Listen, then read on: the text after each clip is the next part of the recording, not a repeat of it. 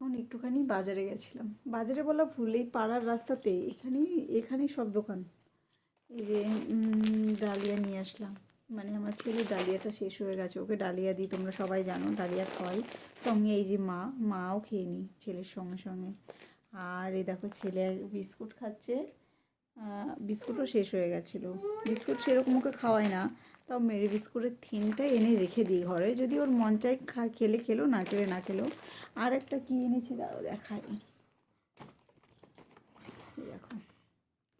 যারা মা তারা তো সবাই জানো এই ওষুধটা কি, আর বলতে হবে না। এই ওষুধটা মানে শেষ হয়ে গেছে, এটাই মানে আনতে গেছিলাম।